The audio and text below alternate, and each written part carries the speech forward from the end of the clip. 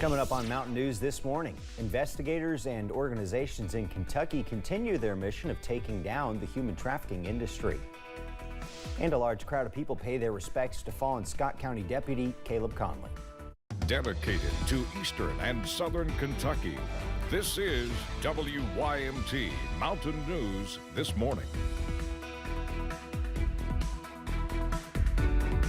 Time is just after 6 a.m. Good morning. I'm Keaton Hall, and before we throw it over to Cameron Aaron, there is a fly loose in the newsroom, and last weather it was just attacking Cameron, frankly. I was attacked. So, I apologize to everybody at home. It was really strange. I didn't know what to say, but I was attacked by a fly. We have a pest in here. It's still in here too, so it could happen again. Yeah, if it happens again, we apologize in advance. We have a pest in here this morning, and it's not just Keaton that's the pest. Not just today. Yeah, so the good news though this morning, the weather is really nice as you wake up and walk out the door. We are watching out for possibly some patchy fog in some places, especially in the Cumberland Valley. Here's a live look from downtown Somerset in Pulaski County.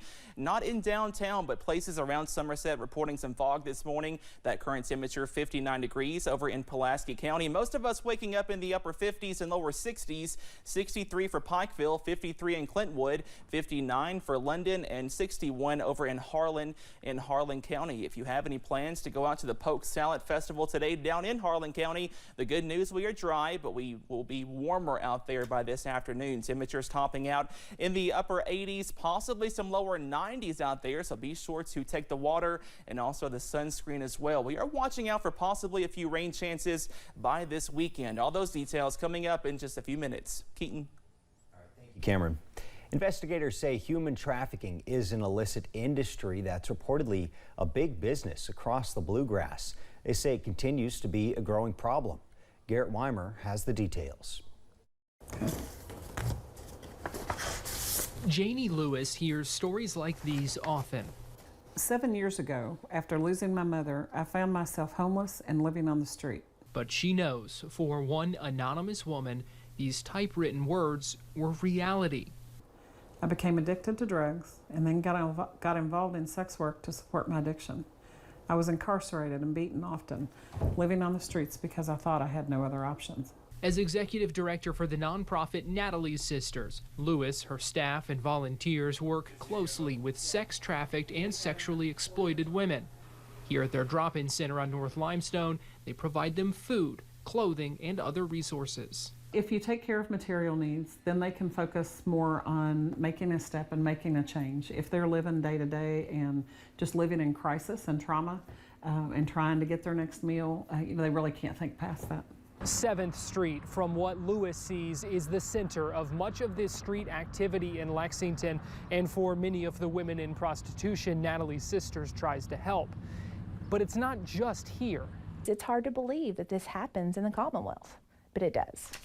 Heather Wagers is the executive director of the Attorney General's Office of Trafficking and Abuse Prevention and Prosecution, or TAP. She says human trafficking and sexual exploitation are occurring right now in all 120 Kentucky counties. Yes, there are a lot of talk about human trafficking around big events, but it happens every day in small rural towns, dotted along highways, in strip malls across the state. And it's getting worse, specifically with an explosion of illicit massage businesses. The shops disguise themselves as licensed spas or massage parlors, but instead sell sex. Analysts say Kentucky has seen a 71% increase in illicit massage businesses since 2020. That's nearly double the national average. It takes more than just police officers and prosecutors. It really does take a community policing approach, and so we need our neighbors to be part of that effort with us. The AG's office and local law enforcement are using what they call the HOPE initiative to fight back, trying to raise awareness about the signs of illicit massage businesses and teaming up with landlords to get them out. At their drop-in center, Natalie's Sisters welcomes dozens of women each day who have been victimized and taken advantage of. It really does change the way that the women think. They become fearful and guarded. They have low self-esteem. They become numb to homelessness, hopelessness, disappointment, and trauma. It's just expected in their life. They don't think that they deserve or will ever see anything different. Yet they're able to show them hope. Natalie's Sisters continues to support and encourage me today. What Lewis sees in this sister's story: in these past 3 years, God has restored my family, my mind, and my entire life. Now I see a future for myself after 10 years of darkness. not an ending, but a beginning. In Lexington, Garrett Weimer, WYMT Mountain News. Trafficking comes in many forms, but there are some red flags to watch out for. Guarded entrances, late night hours, obstructed storefronts, and business prices below market. A final salute and farewell to a fallen hero. Scott County Deputy Caleb Conley was laid to rest yesterday. Deputy Conley spent the last 4 years serving with the Scott County Sheriff's Department. Before that, he spent 8 years in the U.S. Army. During his funeral yesterday, filled with family, friends, and fellow officers, many shared memories and experiences with Deputy Conley. His mother says it was his childhood dream to one day become an officer. Since the age of 3, he would desire to become a police officer like his father and his uncle. He wanted to be just like them. So we cut down a gun belt for him to wear, made a tan uniform with patches, and stuffed a uniform hat with newspaper. He would ride his tricycle up and down the road in front of our house and had an authentic sounding siren. Deputy Conley was laid to rest at Battle Grove Cemetery in his hometown of Cynthiana in Harrison County. It was a long funeral procession that brought Deputy Conley to his final resting place. That procession was filled with hundreds of police vehicles that drove from Scott County High School to Cynthiana. Along the way, the community came out to the route to say their goodbyes. Support for Deputy Conley and his loved ones has been overwhelming, and people came from across the country to honor him. Where I live, it's kind of every man for themselves, but here it's a real family, and I see that. A flyover, taps, and a final call were played as friends and family said their final goodbyes. More than 500 people followed the procession from Scott County to the cemetery to say goodbye to the fallen deputy. A Kentucky veterinarian has a warning for gun owners. Kevin Harbin works for racehorse owners at Churchill Downs. He made a quick stop Saturday to get his truck restocked. He left his windows open, and he says in less than 2 minutes, someone pulled up, reached into the console, and took 2 handguns. The crime was caught on camera. I certainly would have taken more precautions if I'd have had any idea, of how bold they could be. So I am investing in a safe to go inside the car, inside the console, so that I can keep that locked. Police have not made any arrests in this case. In West Virginia, 2 people are facing charges in Mingo County after being connected to drugs and pretending to be a police officer. Mark Hobbs and Jonah Deloach were both arrested on Tuesday. Hobbs is being charged with DUI, having drugs and intending to sell them, conspiracy, and impersonating police. Deloach is also facing several drug charges. It was a wet Memorial Day in West Virginia. Officials in the town of Bluefield estimate 500 homes were affected by flooding after heavy rainfall. One woman says she had to be rescued in a raft due to the water in her basement. Others are reporting ruined appliances and vehicles. City officials are working to clean up public spaces while the American Red Cross is going door to door to help people who were impacted. Back here in the Commonwealth, recent data provided by Save the Children says that 50% of people in Kentucky live in a child care desert, meaning half of the people in the state struggle finding child care options in their communities.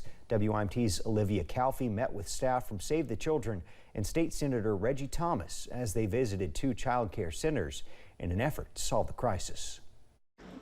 Senator Reggie Thomas of Lexington made stops at 2 child care facilities in Perry County on Thursday, saying his goal is to see firsthand what needs to be addressed in Frankfort.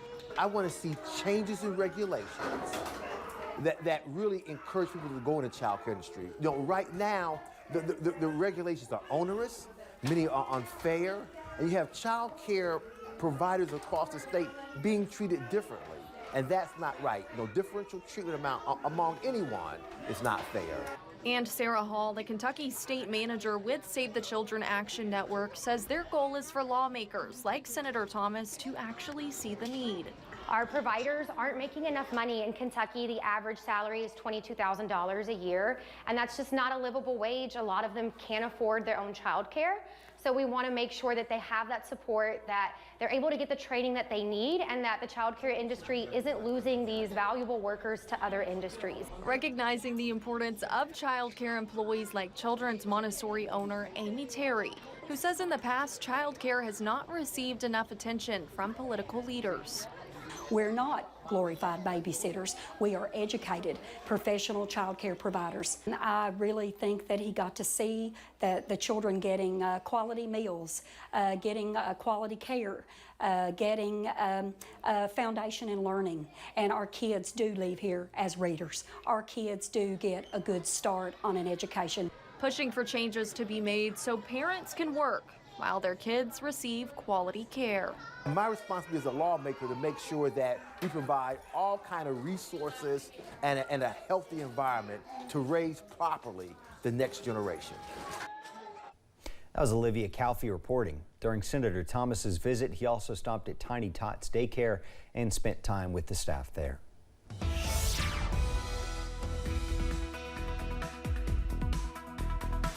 Well, a nice morning continues across the mountains. We are dry under a clear sky. Also, those temperatures are comfortable as you wake up and walk out the door as well. Most of us in the upper 50s and lower 60s at this hour. Here's a live look from UVA Wise. As you can see, a nice sunrise back in the distance. That current temperature 55 degrees. And again, we are comfortable as you walk out the door this morning. We are up to 65 at Jackson, 59 for Somerset, 65 also over at Monticello, and 62 over in Pikeville at this hour. The good news, we are dry on radar as you wake up and walk out the door, and that dry weather will continue into the afternoon as well. So if you have any plans for a nap today, this is Roxanne. Thank you so much, Juanita, for sending us this picture. And this is an awesome day for a nap out there this morning, as we are a little bit foggy out there. Those temperatures upper 50s, lower 60s, but we do warm up into the middle to upper 80s by this afternoon, and then possibly a few showers by this weekend. All those details coming up in just a few minutes. Keaton.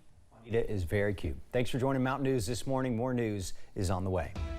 Coming up next, the Senate decides to pass the House debt ceiling bill, avoiding what could have been a catastrophic default in the U.S. We'll have more on the results when we come back.